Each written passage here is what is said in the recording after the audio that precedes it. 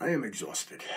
It's been a long few weeks, a job I've been working on, but finally got down to the final episode of my Workbench journal well, not the final, but what I'm working on right now. I finished it up last week. I would have explained more as I went, but because I've been working so much, I really didn't get the chance to.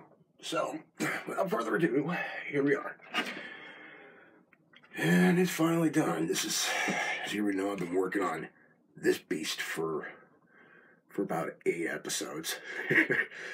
And I finally got it done up last week. After the wash was said and done, and I got the flat coat on.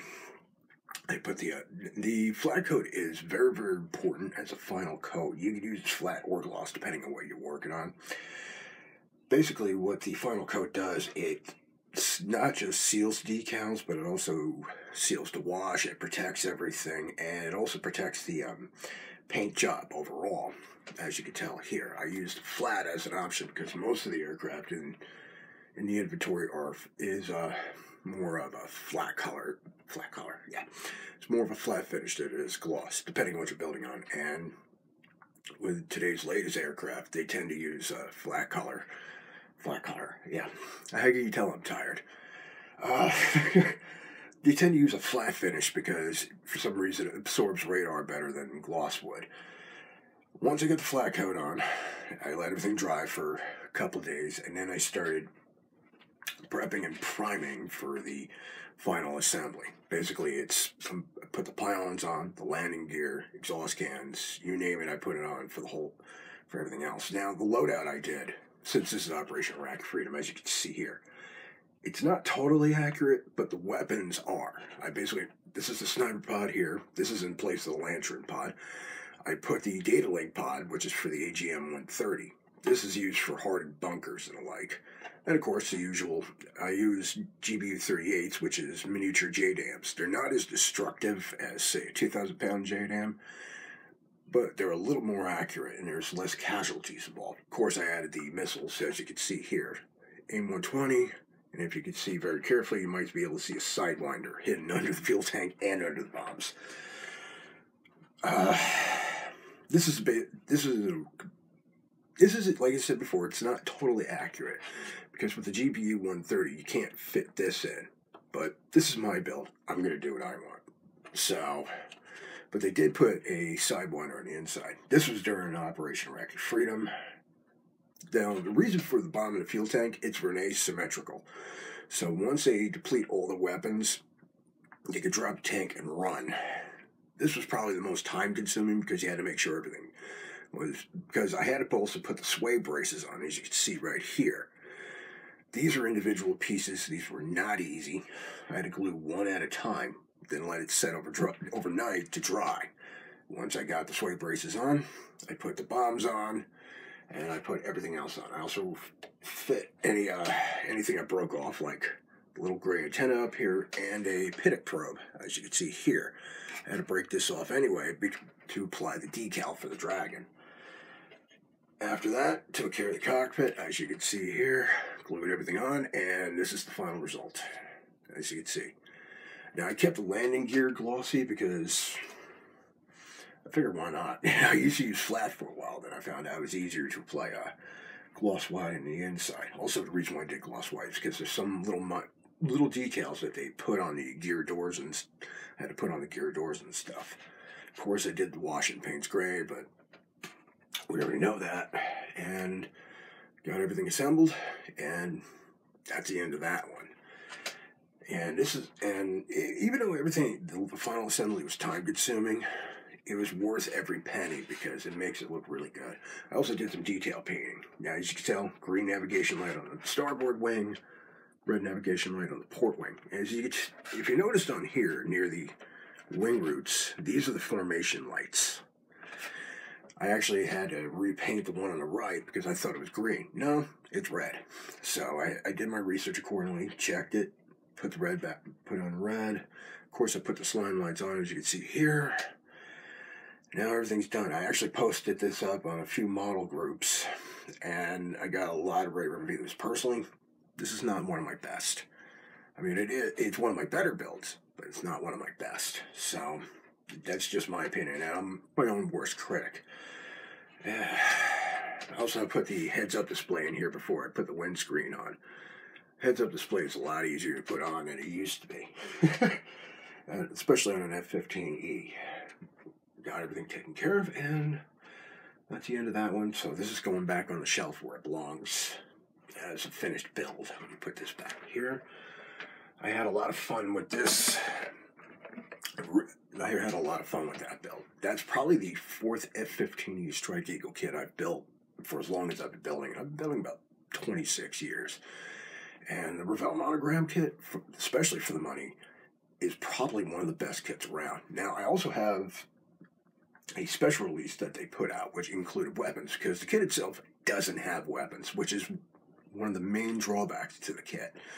But to be fair, the actual aircraft can carry tons and a lot of ordnance. Like I said, it's a supersonic bomb truck. Actually, it's a dual role capability. It can do air-to-air as well as air-to-ground. But it can carry a lot of weapons. So it's really a no-win situation for Revell-Monogram to add weapons to it. Because if they added weapons, it would cost a lot more. And even if it costs a lot more, there's so many weapons they can carry, especially with constant updates of ordnance throughout life, as well as other parts. But even then, it's still cheaper than a Hasegawa kit. It's still cheaper than the Academy kit. Might cost a little more if you get an F-15E update set and decals, but they're worth it, and they're really easy to add on to the kit itself. Now, as for the kit itself, this is a great kit. It's a fantastic kit from beginning to end, as you can tell here. Like I said, I got this for like $30, $40. Shapes are spot on, very spot on. Most of the little features that are important to the F-15E are right on this kit.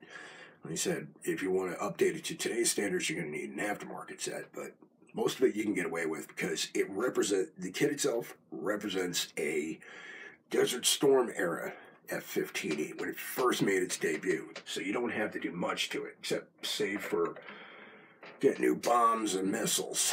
If you want, you can replace the decals on it. The only thing is, with the F-15E, when it appeared in Desert Storm, it was only Seymour Johnson, and that's when they just debuted. Otherwise, it's also stationed in Alaska. It's stationed in Lakenheath in England, Mountain Home in Missouri, and I think one more. I'm not sure. And like I said, it's a really nice kit. I mean, everything fits perfectly. It's pretty good. It's also very good for beginner. However, the beginner has to be wary because the burner cans, I'll show again, the burner cans do require a lot of attention because this was the most time consuming. Now, the exhaust itself, 3 pieces, put it into the can. It's the accutators. There's like 15, 16 accutators per exhaust. So care's got to be taken, and if you have tweezers, they're going to help. The other part about this is the reason why beginners have to be wary, besides the landing gear, which is common on all kits, is the sway braces. They're not just molded into the pylons. You actually have to glue those in, and if you're not careful, you can lose those. Not so much in the outer 3 on the sides of the conformal tank, but right down the middle here, individual pieces. Like I said, I had to glue them. Also, I had to paint them separate because they were more of a metal color than they were gray. And like I said, that was a lot of work. And I've mentioned before, when you're using glue, you gotta remove any excess paint because paint can act as a barrier when you're trying to glue everything, especially when you're using liquid cement. Otherwise, like I say, it's a beautiful kit. The cockpit's just fine. It doesn't have that many parts. The ejection seats are perfect. You don't need aftermarket.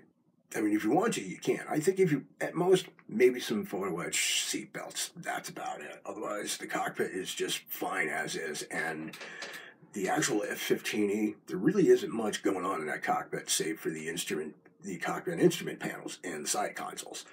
That's about it. There really isn't any piping or wiring to worry about. Fit. If you get a later run, for your more seasoned model builders, if you get a later run, you might encounter some warp, you might encounter some flash. And the warp is more of a problem than the flash. We can always use putty and sandpaper. The warp is maybe an issue. So I do recommend going, especially for the new guys, I recommend going one section at a time when you're gluing. So take your time when you're doing that. And if you do it right, you'll have very little, if any, filling and sanding to do. So take your time with it.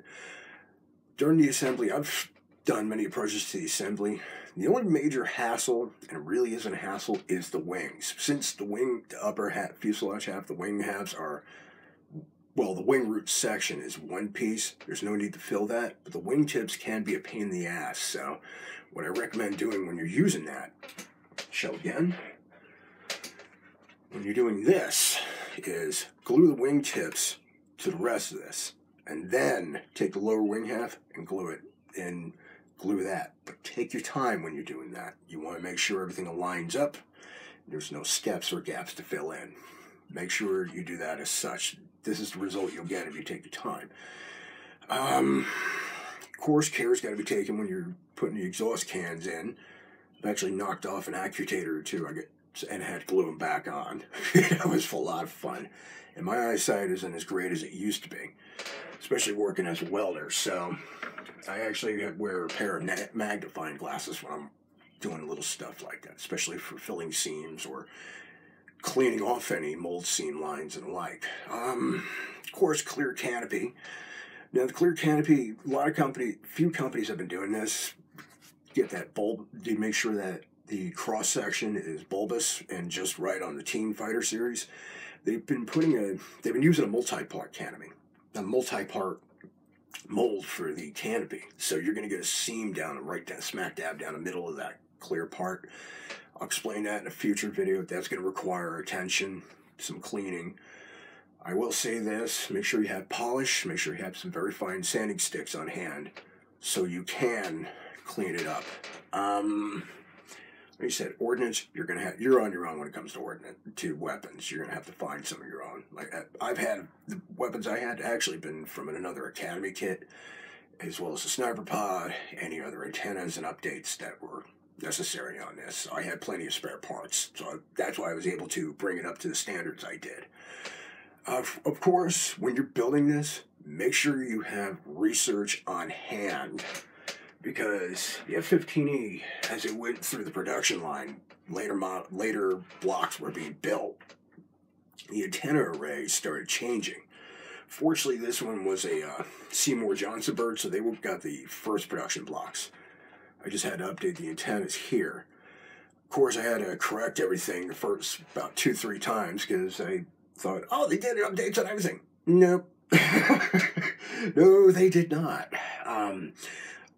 Later production blocks, like Mountain Home, Alaskan Air Command, and even Lakenheath, especially Lakenheath, they had a lot of the antennas change over the years. Like I said, this is an early production block. This is probably the most they did. Although I probably should have added a longer antenna blade on this, but that's another day. I've seen pictures of that without that, with a shorter antenna, so I'm not worried about it too much. Research, depending on what particular subject you're doing, make sure you do your research, make sure you have everything right. That's why I had to do the antenna array like I did and whatever else. Make sure you do your research and make sure it's done very carefully, because this was, even though they all look the same, they're all different one way or another. Outside of that, it's just a great kit. It really is. It's good for beginners. It's perfect for intermediate, and it's a great starting point for for more experienced modelers, because it goes together well. And I know some of us mock Revell-Monogram, but you got to keep in mind with these guys, they've been around since the 60s, and most of us older builders who've been building, this is what we had, because they were probably the best value for the money. And even though they could be troublesome and they had their hassles, they were still great kits. And that's how, as a matter of fact, this is how I cut my teeth on model building. And the kids taught me a lot of patience, a lot of how to paint, and how to assemble things with a minimum of fuss. So, and this is one of their best kits, if not the best kit they've made. I'm sure there's a couple people in debate that will turn around and tell me different, who've built a couple of World War II subjects. So, if you ever see one of these, pick it up. I mean, give it a shot. I mean, decal options are kind of limited. Ordnance is kind of limited, but the rest of the kit, it's perfect. It's just a beautiful kit. And as I said before, it's still cheaper than the Hasegawa and the Academy. It's just as accurate as the Academy kit, because even though, actually it's more accurate because the ended bulges are not as pronounced, there's not shape issues, and it's also way easier to put together. I mean, even though the Academy kit has its troubles, they did retool it to bring it up to current standards, so I wouldn't knock it. And they also have a nice ordnance section, so that's not so bad. The Hasegawa kit, now Hasegawa, they did retool their F-15E kit, but I'm not paying $90. No, it's just too much for a Hasegawa kit, and they probably skipped a few issues that they didn't get to. So we're gonna leave that alone. Like I said, you're better off getting a Revell-Monogram kit because it's cheaper, and even if you do get the updates, the update set and aftermarket decals, and even ordnance, like if you have ordnance from a Hasegawa kit, it's still the better value and it's still a better buy. So this is what I got for now. A couple weeks, who knows what I'm going to be working on. I do got the Shelf of Doom. I got a dress here, so we'll talk about that later, probably in the next video. So happy modeling, take it easy guys, and hopefully I'll talk to you guys again soon. Have fun.